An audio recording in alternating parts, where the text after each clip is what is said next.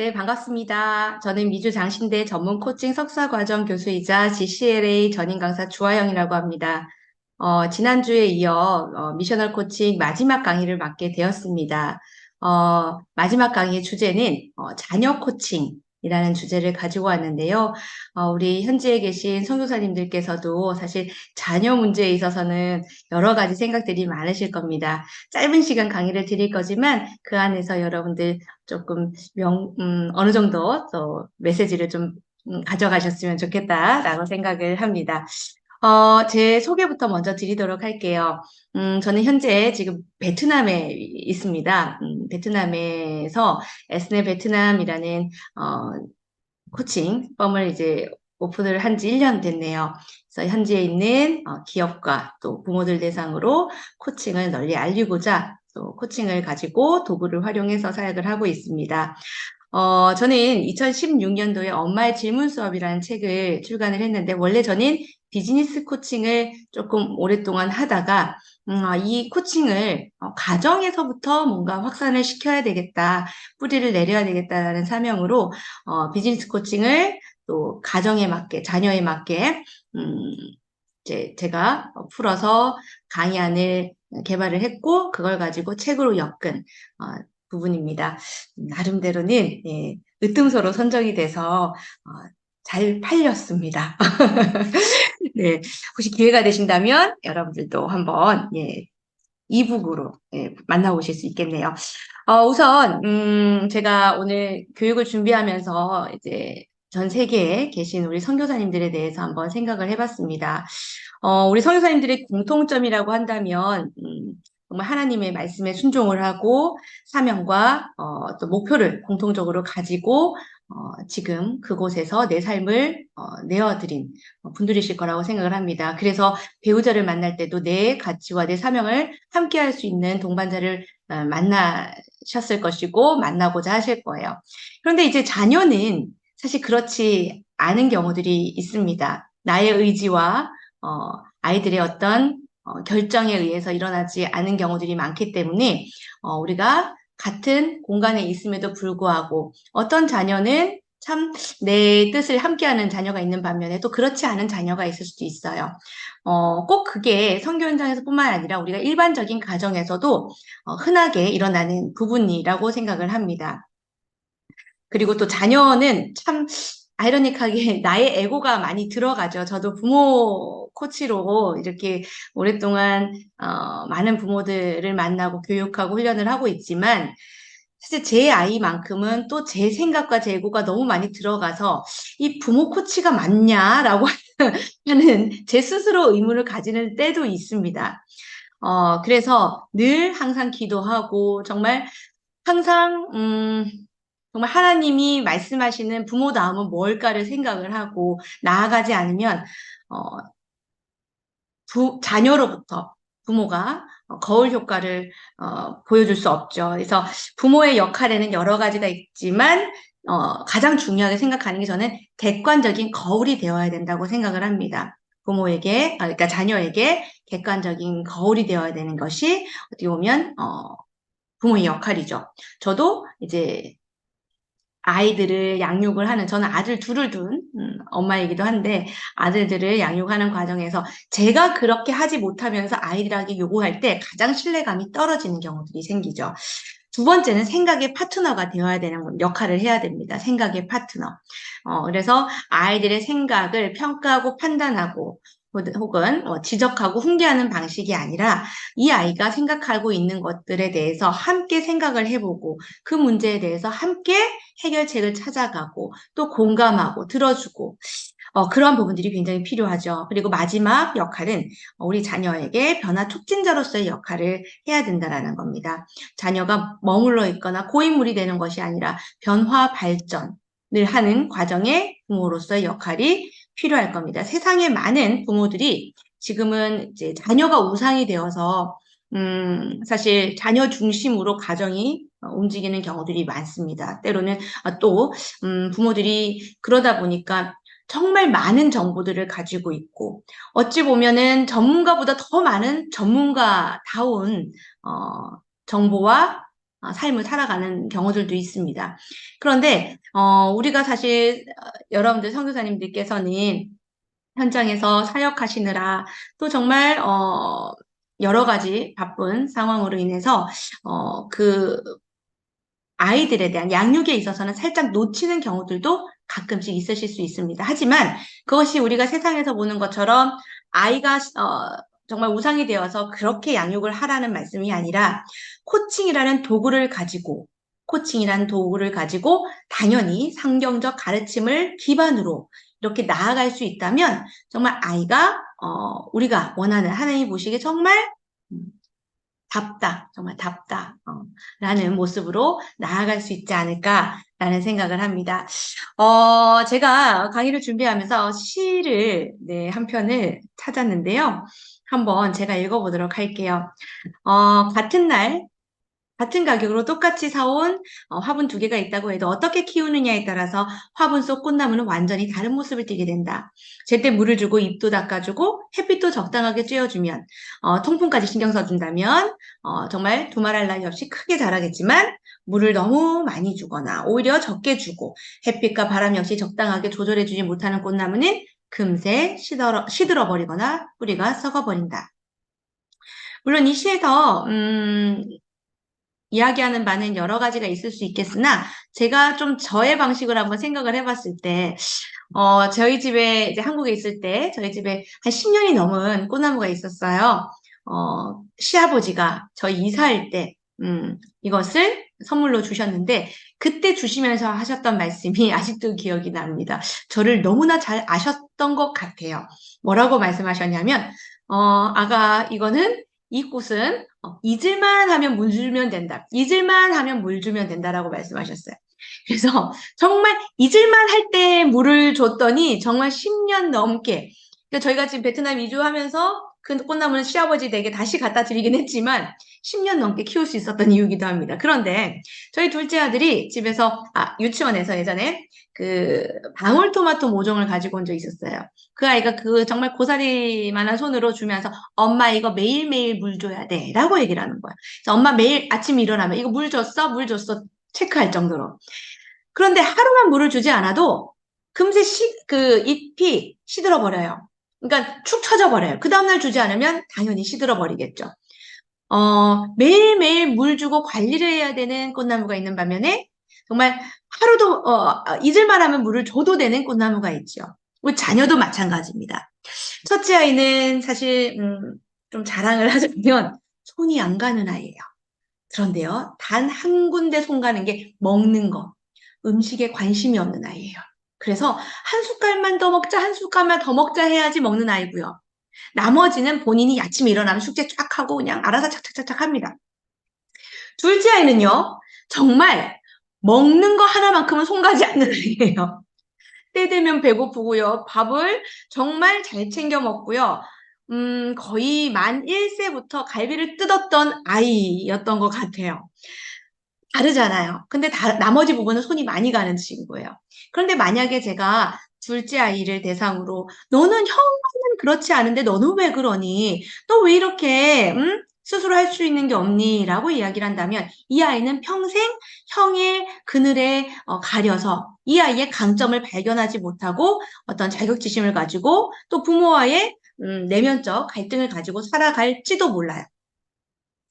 그래서 우리는 아이들을 잘 관찰을 해야 됩니다. 우리 아이의 강점이 무엇인지, 또 약점이 무엇인지, 혹은 이 아이가 좋아하는 게 무엇인지, 싫어하는 게 무엇인지를 우리는 매 순간순간 관찰하고 또 그 관찰한 걸 가지고 아이와 상호작용하면서 나아갈 때 정말 정서적으로 안정된 아이로 성장할 수 있을 거라고 생각을 합니다.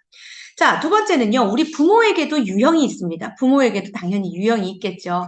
부모의 유형을 네 가지로 한번 나뉘어 봤는데요.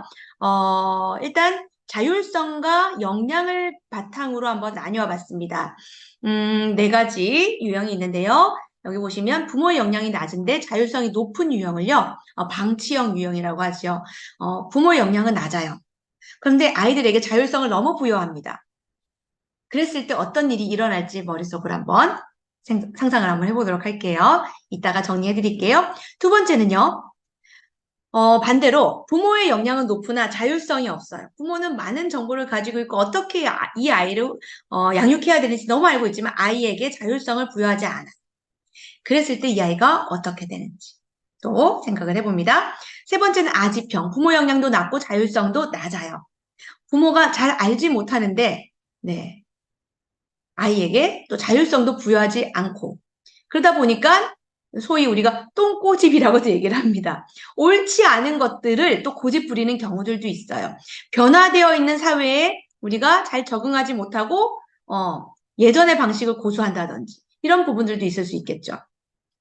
가장 이상적인 것은 자율성과 부모 역량을 골고루 갖춘 코치형 부모가 우리가 찾는 이상적인 부모의 유형이라고 볼 수 있을 것 같습니다. 그럼 이 네 가지 유형의 특징들을 간략하게만 오늘 살펴보도록 할게요. 깊게 들어갈 수도 있긴 하겠지만 오늘은 짧은 강의 시간이기 때문에 자, 방치형 유형의 자녀는요. 부모는요. 자녀에게 관대해서 한계를 정해주지 않습니다. 자녀가 부모 위에 있는 경우가 자녀가 부모 위에 있는 경우가 있고요. 부모 역량이 낮아서 자녀의 문제를 해결해 주지 못하는 경우가 있습니다. 방치형 가정에서 자란 아이들의 성인이 된 모습을 보면요. 어떤 지켜야 되는 규율이나 어떤 도덕적인 측면, 윤리적인 측면의 부분들이 조금 잘 갖춰지지 않은 경우들이 있어요. 그리고 그러다 보니까 뭐 회사에 간다거나 우리가 어떤 조직의 사회의 구성원이 됐을 때 적응을 잘 못하는 경우도 있어요. 그리고 가끔씩 이런 말들 하죠. 우리 엄마도 안 그러는데 선생님이 왜 그러세요? 라고 하는 경우들도 있고, 요즘 정말 뉴스에서 보았을 때 학교에서의 정말 안타까운 모습들도 이 방치형 가정에서 나타날 수 있는 경우들이 있습니다. 자, 두 번째는요. 통치형 가정은요. 자녀의 감정이나 행동에 관심이 없죠. 그리고 부모의 뜻에만 따라줄 것을 강요하고, 이제 부모의 의견이 절대적이라고 확신을 하고, 부모의 기준에 자녀가 잘 맞춰주기를 바랍니다. 통치형 가정에서 자란 아이들은요, 성인이 되었을 때 두 가지 모습으로 우린 상상할 수가 있어요. 내향형인 아이와 외향형인 아이들이 있겠죠. 내향형인 아이들은, 부모의 어떤 지시나 어떤 명령에 의해서만 움직이다 보니까 늘 부모의 눈치를 보게 되는 경우들이 생겨요. 그런데 외향형인 아이들은 어떻게 되냐? 어느 순간 부모와 마찰이 일어나는 경우들이 생기고요. 그러한 통치적으로 자라다 보니까 세상을 좀 적대적이고 경쟁적으로 보는 경우들이 생기게 되는 경우들도 있습니다. 자, 세 번째는 아지평입니다. 자녀의 의견을 무시하고 혼자 일을 처리하는 경우들. 부모가 또 자격지심이 커서 자녀에게 무시받았다라고 생각하는 경우들도 있다고 합니다. 또 자녀에게 투정과 고집을 부리는 유형도 이 유형에 들어가는 특징을 가지고 있습니다. 자, 마지막으로는요, 우리가 가야 하는 코치형 부모. 자녀와 부모가 서로 협력적이고요. 때로는 자유롭고 때로는 엄격해야 될 때는 엄격하고 자녀를 관찰하는 데 시간을 많이 할애를 하지요.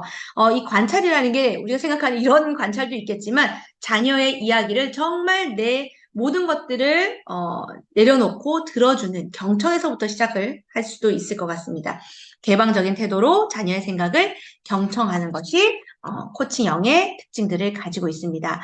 자, 그러면 이 코치형으로 가기 위해서 우리가 무엇부터 접근을 해야 될까를 한번 생각을 해봤을 때, 저는 정서지능이라고 이야기를 할 수 있을 것 같습니다. 갑자기 우리 모든 부모들이 코칭을 배워서 우리 선교사님들이 갑자기 모두 분들이 코칭을 배워서 정말 부모 코치가 되면 좋겠지만 그럴 수는 없지 않습니까? 그럼 우리가 가정에서부터 실천할 수 있는 가벼운 팁들을 좀 말씀드리면 내가 코치형 부모로서 또 우리 자녀를 만나고 싶다라고 한다면 자녀의 정서 지능을 높이는데 조금 여러분들이 신경을 써주시면 좋겠다라는 겁니다. 자녀의 정서지능이라는 것은 여러 가지 우리가 지능들 중에 하나이기는 하지만 4차 산업혁명 시대에 더불어서 이 지능을 높이는 것을 우리는 많이 이야기를 하고 있습니다. 그럼 정서지능이 높다라는 것은 어떤 상태의 모습일까를 한번 생각을 해보면요. 가볍게 사례를 하나 들어서 말씀을 드리면 좋을 것 같습니다. 만약에 여러분들 교회 학교가 있지요. 교회학교 초등학교 1학년 아이들 반이라고 한번 가정을 해볼게요. 초등학교 1학년 아이들이 이제 식사를 했어요. 이제 교회학교 끝나고 식사를 했는데 한 아이가 너무 급하게 먹었는지 급체한 겁니다. 그래서 속이 어떡하지 이렇게 나오려고 하는 거죠. 화장실로 달려갔어야 되는데 그 달려가기도 전에 바닥에다가 우리 교회 바닥에다가 우액 하고 토해버린 거예요. 물론 그 자리에는 선생님이 안 계셨다라는 가정을 해볼게요. 자, 그것을 일단 토한 아이의 감정을 상상을 해보면 매우 부끄러울 겁니다. 정말 이도저도 못하는 상황일 것 같아요. 그런데 그걸 바라보고 있던 같은 1학년 아이들이라면 어떤 태도를 보일까? 물론 교회 학교에 있는 아이들이기 때문에 조금 다르겠지만 보편적이라고 한번 생각을 해보면 대부분 아이들이 본능에 의해서 피하거나 소리를 지르거나 또 어떤 개구쟁이 친구들은 토했다 쟤 냄새 더러워 라는 조금 그런 놀림을 하게 되는 경우도 있습니다. 그 얘기를 들었을 때 이 아이는 너무 수치스럽고 모멸감을 느낄 수도 있을 거예요. 그런데요, 한 명의 아이가 따다다다다닥 달려오더니 이 토한 아이의 어깨를 토닥토닥토닥 두드리면서 아이의 이름을 빌리자면 제가 우리 큰아이 이름인 이든이라고 하겠습니다. 이든아, 많이 놀랬지? 아이고, 놀랬지? 괜찮아, 괜찮아. 누구나 그럴 수 있어. 선생님 오시면 도와주실 거야 라고 이야기를 합니다. 자, 이 어깨를 두드린 아이인들 더럽지 않았을까요? 냄새나지 않았을까요? 욕하지 않았을까요? 분명히 그런 마음이 있었을 겁니다. 그런데요, 이 아이는요, 자신의 감정을 조절했어요. 그리고 상대방의 아이의 감정까지도 안정된 감정으로 바꾸어 주었습니다. 이것을 우리는 정서지능이 조금 높은 아이의 모습이라고 이야기를 할 수 있어요. 정리를 하자면요. 자신의 감정을 조절하고 상대의 감정을 리드할 수 있는 능력을 우리는 정서지능이 높은 아이다라고 이야기를 할 수가 있습니다. 정서지능을 높이려면 정서가 안정되어야 되죠. 그 정서의 안정은요, 우리 자녀가 속해 있는 그룹의 모습이 어떠냐에 따라서 정서가 안정된지, 불안정한지 나타나겠죠. 그리고 그 정서를 안정시키게 하기 위해서 가장 기초가 되는 것이 무엇이냐? 바로 감정이라는 겁니다. 우리는요, 아이의 감정만 제대로 잘 헤아려도요, 아이들은요, 위로를 받아요. 안정감을 느껴요. 어떤 문제를 가지고 왔을 때 우리는 문제를 해결해주고자 하는 마음이 앞서게 되는 경우들이 많죠. 그런데 해결해주고자 하는 마음을 조금만 누르고 이 순간 이 아이의 감정이 어떤지를 한번 바라보는 거예요. 표정을 통해서, 목소리를 통해서, 아이의 어떤 뭐 여러 가지 비언어적인 부분을 통해서 그걸 느끼고 내가 부모로서 이야기를 해주는 겁니다. 많이 속상한 것 같은데, 많이 힘이 든 것 같은데, 혹은 짜증이 나는 것 같은데, 때로는 좋은 감정으로, 와, 너는 되게 기뻐 보인다. 너무 행복해 보인다. 너무 설레어 보인다. 자, 우리가 훈육 과정에서도 이 감정 코칭을 해야 될 때가 있습니다. 제가 설거지를 하고 있어요. 그런데 뒤에서 우리 두 아들 녀석이 콩닥콩닥콩닥콩닥 뭔가, 다투고 있는 것 같아요. 처음에는 주의를 주죠. 그만해라, 그런데 결정적으로 와장창 하는 소리가 들리는 순간 뒤를 획 돌아봤더니 큰아이가 둘째 아이한테 필통을 집어던진 거예요. 그 순간, 자, 여러분들 이 강의를 들으시면서 한번 상상해 봅니다. 어떤 메시지가 먼저 나갈지. 네, 입 밖으로는 내지 않으셔도 됩니다. 네, 뭐 여러 가지 들려오는 것 같아요. 야! 막 나오는 경우들도 있고요. 그죠? 혹은 이놈의 잭스가 막 나올 수도 있고요. 누가 물건 집어던졌어?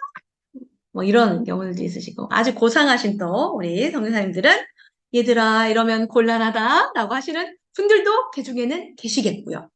대부분은 물건을 집어 던진 행위에 대해서 우리는 훈계를 하죠. 자, 하지만 우리는 등을 돌리고 설거지를 하고 있었고 다른 행동을 하고 있었어요. 추측은 합니다만 완벽하게 그 상황을 알 수는 없어요. 그런데 우리는 물건을 집어 던진 행위를 한 아이에게 먼저 포커스를 맞추게 되고요. 그 행동을 한 아이에게 야단을 치는 순간 이 아이는 어떤 마음이 생기냐? 엄마는 아무것도 모르면서, 아빠는 아무것도 모르면서, 그리고 지방 문을 열고 그냥 쾅 닫고 들어가 봐. 그러면 이제 거기에 더, 너는 어떻게 부모가 말하는데 그런 식으로 나가는 거야? 라고 해서 문제가 커지죠. 그리고 아이는 내면에 불만과 아주 화가 피어나기 시작합니다. 그리고 아이는 부모에 대한 신뢰감을 잃어버리고 또는 동생에 대한 어떤 적개심이 더 커져버리는 경우가 생깁니다. 그럼 이런 경우에 어떻게 해야 되느냐? 당연히 훈육은 하셔야 되겠지만 일단 감정과 그죠? 행동을 조금 분리하는 연습을 하셔야 됩니다. 우선 아이가 물건을 집어 던진 건 잘못됐습니다. 수영에다가 해줘라는 건 아니에요. 잘못됐지만 그 물건을 집어 던지는 행위를 할 때 이 아이의 감정이 어떤지 그것을 알아야 된다는 거죠. 여러분들도 이제 살아가시다 보면 정말 나약한 인간이다 보니 매일매일 우리가 기도로 하나님께 나아가지만 순간순간 오는 내 감정, 조절하지 못하는 나의 마음들이 있을 거예요. 그것을 누군가가 알아준다면 굉장한 평온감을 가지죠. 정리를 하자면요. 정리를 하자면 감정은 수용하고 행동을 바로잡아주라는 겁니다. 그걸 메시지로 표현하자면 이든아, 네가 화가 난 건 알겠지만 이 던지는 행위는 엄마를 용서할 수 없어. 이든아, 네가 뭔가 지금 굉장히 큰 불만을 가지고 있는 건 알겠는데 지금 물건을 던진다라는 것은 엄마는 지금 짚고 넘어가야 될 것 같아. 이것은 우리가 이야기해봐야 될 부분인 것 같아. 그러면 아이도요, 부모를 객관적으로 봅니다. 뭔가 편파 판정이 아니라 엄마가 그래도 내 감정을 알아주네. 그래, 맞아. 던진 행위는 잘못된 거지. 라고 해서 뭔가 이야기할 수 있는 여지가 생기죠. 그리고 던지는 행위에 대한 코칭이 들어간다면 좀 더 그 행위가 줄어들게 되겠죠. 자, 그리고 한 가지 더 팁을 드리자면요. 절대적으로 아이 훈육할 때는요, 분리시켜야 됩니다. 여러분들이, 정말 공정한 사람이다라고 내가 그렇게 생각하더라도요, 어떻게든 두 명을 앉혀놓고 이야기를 하는 순간 한 명은 마이너스가 생기게 마련, 감정적 손실이 생기게 마련입니다.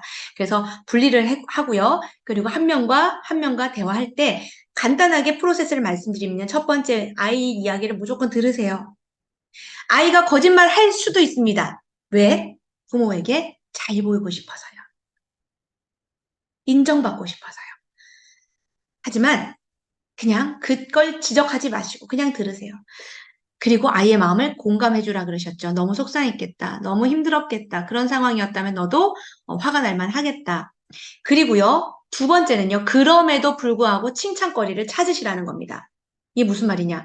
그래도 엄마가 알아. 네가 평소에 동생을 많이 배려한다라는 거.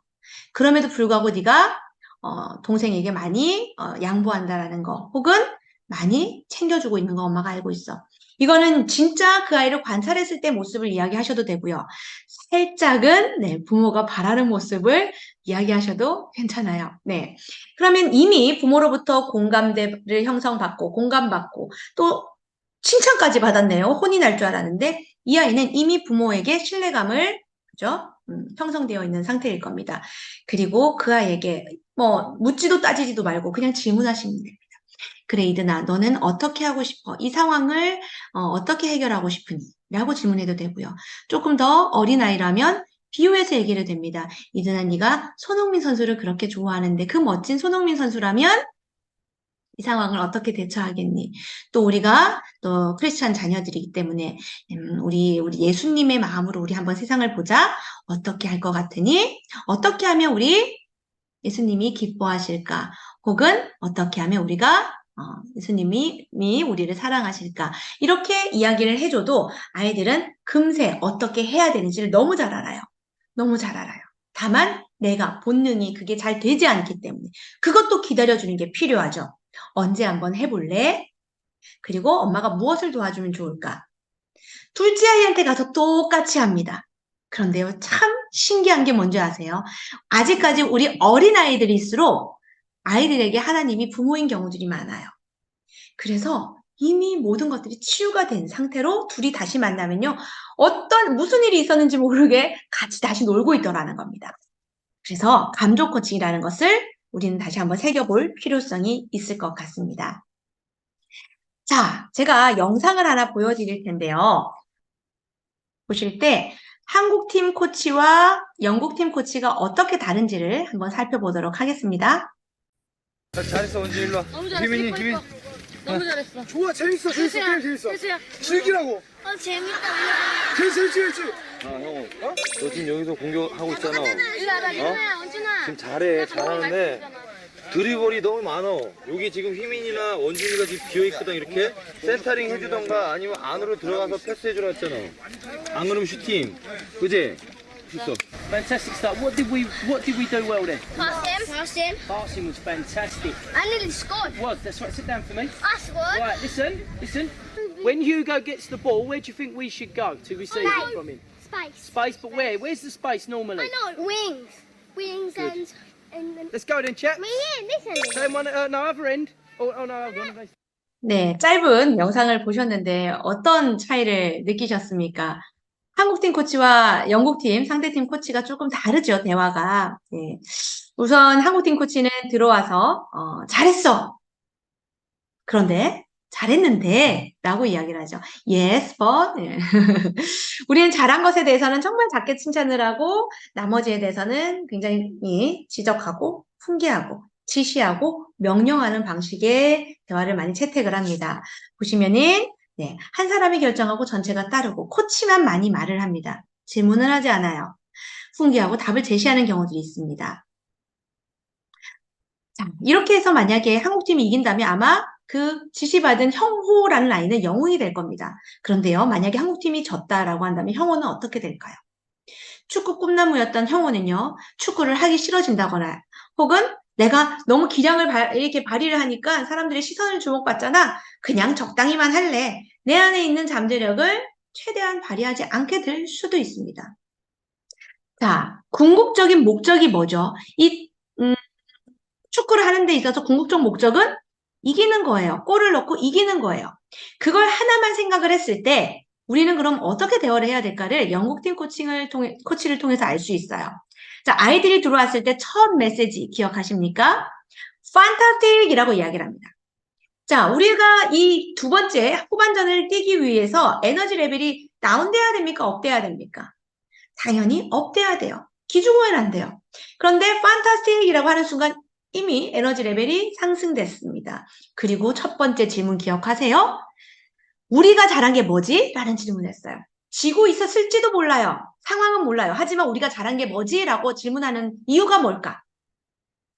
아이들이 내가 잘한 것을 다시 상기시키면서 그 행위를 계속 하라는 겁니다.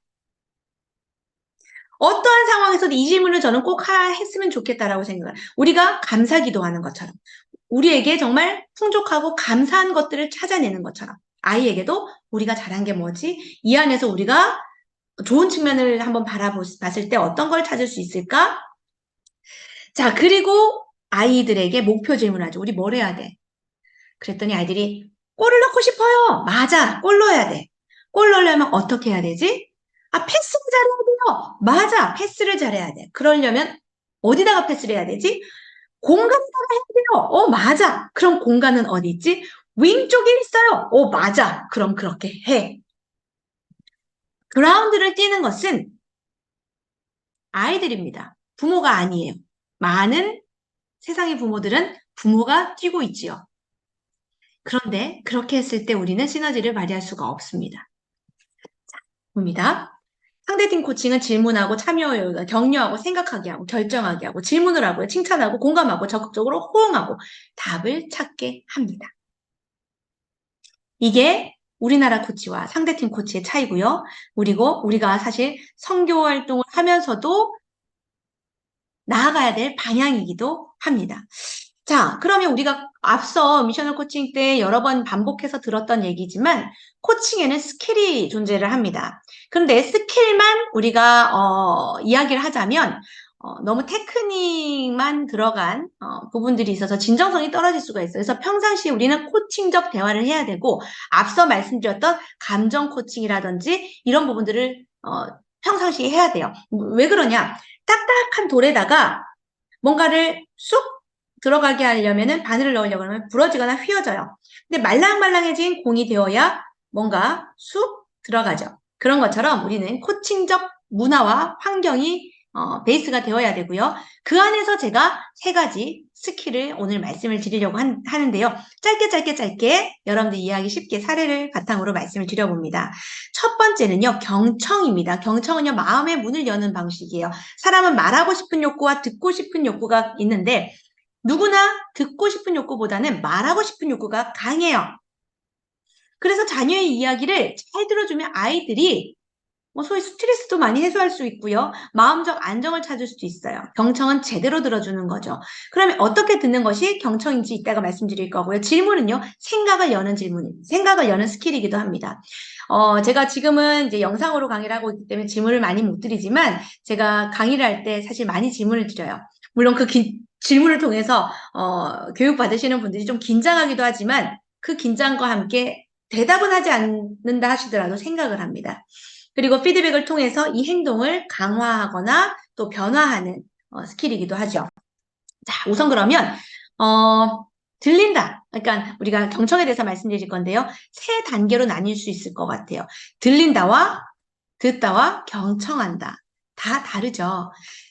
새벽 3시에 갓난아이가 깨서 응애 웁니다. 듣고 싶은 소린가요? 들리는 소린가요? 예, 들리는 소리죠. 그 소리를 듣고 와 깼다 이거 아니잖아요. 자, 우리는 그 소리를 듣게 됩니다. 그리고 그 소리를 듣고 그냥 주무셨을까요, 여러분들? 네, 아니셨을 겁니다. 아, 우리 아들이 깼네, 우리 딸이 깼네. 왜 깼을까? 아픈가, 더운가, 추운가, 배고픈가? 그 아이의 감정이나 상태를 생각을 하면서 듣습니다. 그게 듣다예요. 그리고 또 주무셨습니까? 아니시죠? 벌떡 일어나셔서 아이가 무엇을 원하는지 기저귀도 살펴보고 우유도 물려보고 또 머리에 손도 올려보고 무엇을 원하는지 그 충족을 위해서 우리는 뭔가를 해줍니다. 그게 경청이에요. 숨은 의도가 무엇인지 이 아이의 상태를 살피고 우리가 그것을 이제 뭔가를 살펴보는 거죠. 숨은 의도를 찾는 거죠. 그게 경청입니다. 그런데 우리가 성인이 될수록 그러한 경청을 많이 하지 않는 경우들이 많아요. 그냥 들리는 소리에 반응하는 경우들이. 제가 어릴 때 아버지가 저는 아버지를 통해서 동기부여가 많이 됐던 것 같아요. 그래서인지 초등학교 저학년 때 항상 퇴근하고 소파에 누워 계신 아버지한테 가서 학교에서 있었던 일들을 미주알 고주알 막 이야기를 했던 기억이 나요. 아마 초등학교 1, 2학년 때였던 것 같아요. 근데 그때 아버지들은 늘 피곤하셨어요. 지금 아버지들은 어떠신지 모르겠습니다. 또 이 강의를 들으시는 여러분들은 어떠신지 모르겠습니다. 피곤하셨어요. 그래서 아버지 경상도 분이시고 저희 남편도 경상도 사람이에요. 듣다가 한 1, 2분, 2, 3분 정도 들어주셨나 모르겠어요. 좀 피곤하셨나 봐요, 듣는 게. 그래. 알았다. 잘했다. 너희 엄마한테 가서 얘기해라. 이러기, 너희 엄마한테 가서 얘기합니다. 엄마는 바쁘면서, 청소기 밀면서, 뭔가를 바삐 계속 움직이시면서 제 이야기를 들으세요. 하지만 전 알아요. 엄마가 내 이야기를 온전하게 듣고 계신 게 아니다라는 거.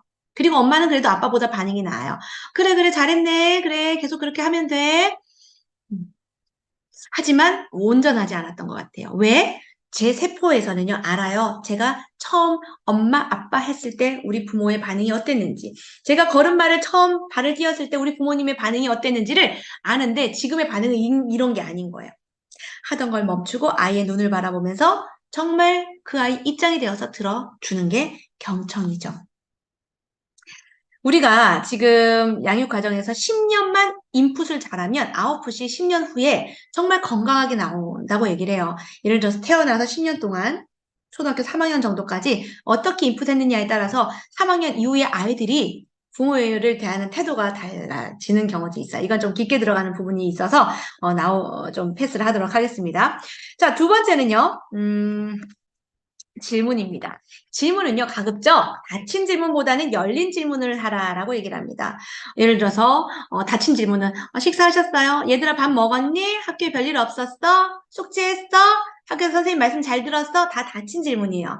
그냥 예 또는 아니오라고 대답할 수 있는 질문이 닫힌 질문이에요. 근데 열린 질문은 뭐냐면은, 오늘 학교 어땠어? 친구들하고 오늘 뭐 어떤 놀이를 했니? 오늘 선생님에게 무슨 질문을 했어? 요즘 학교에서 관심 분야는 뭐야? 어떤 과목이 즐거워?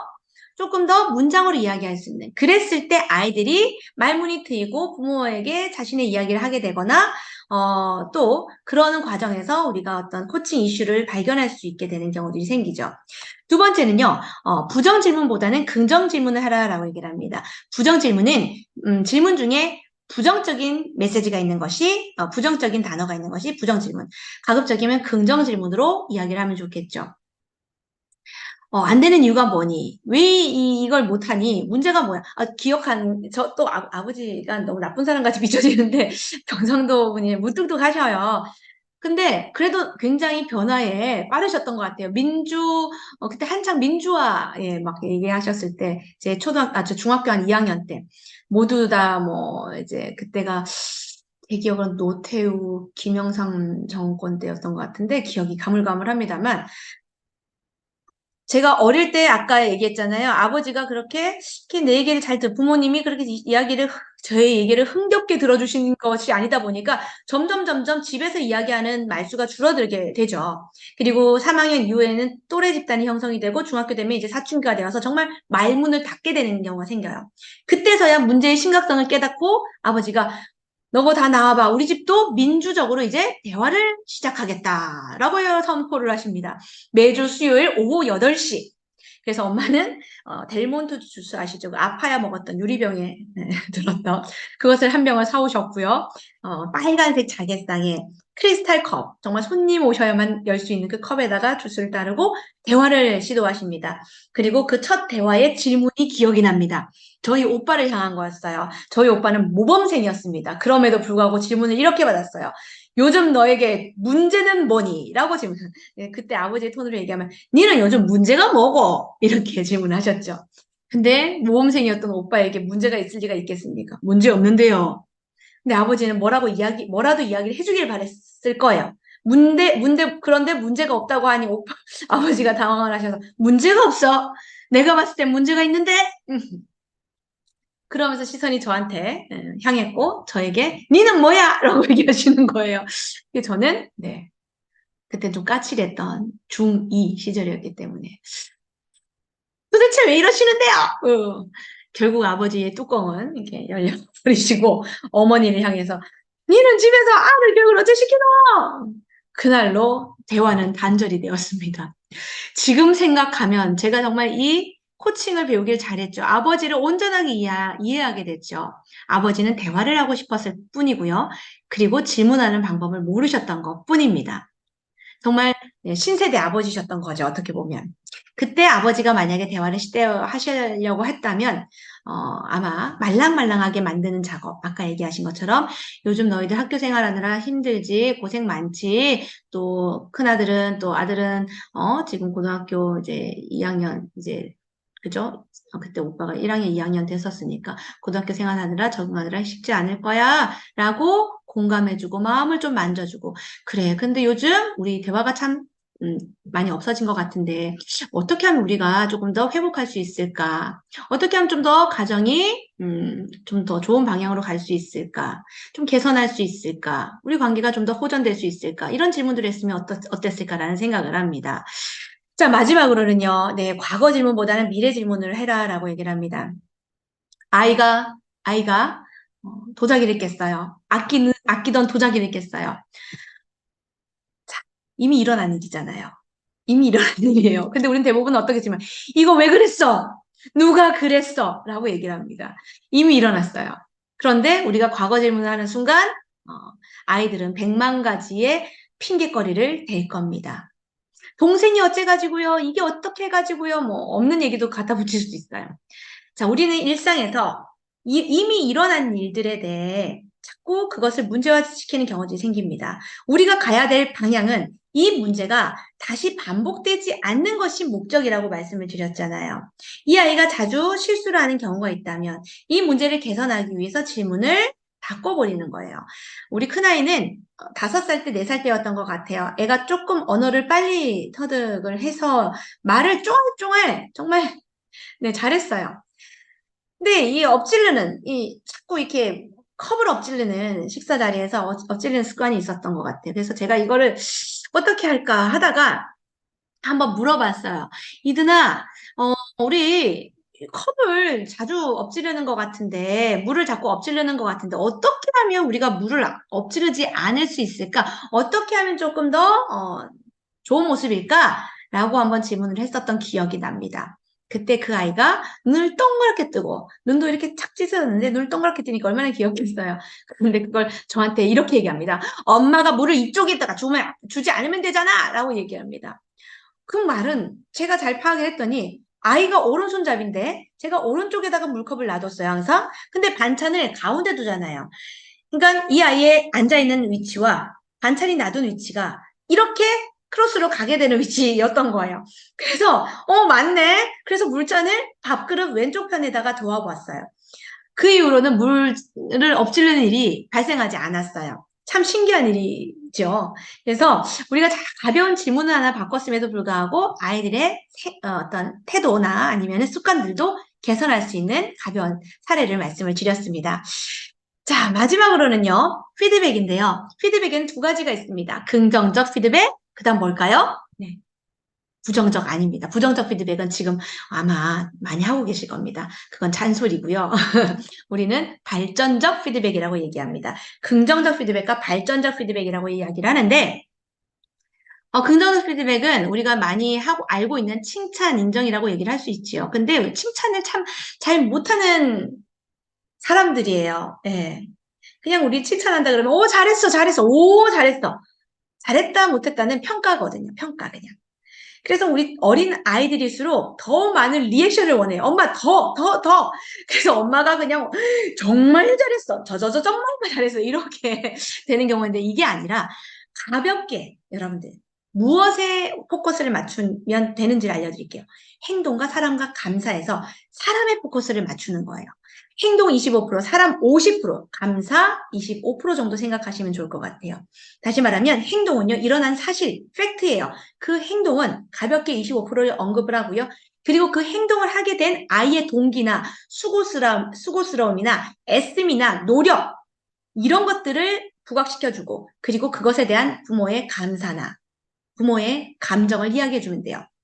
만약에 우리 아들이 아침에 이불 정리를 깔끔하게 하고, 혹은 자기가 스스로 아침 등교 준비를 스스로 잘 했습니다. 무슨 이유인지는 모르겠죠. 근데 제가 공교롭게 그날 아침 강의가 있었어요. 그런데 제가 야 웬일이냐 해가 서쪽에서 뜨겠다 이렇게 얘기하면 이 아이는 굉장히 등굣길이 아우 내가 진짜 이렇게 잘해도 난리야 엄마는 이렇게 생각하겠죠. 그런데 이든아 오늘 네가 스스로 등교 준비를 했네? 혹은 이부자리를 정리했네?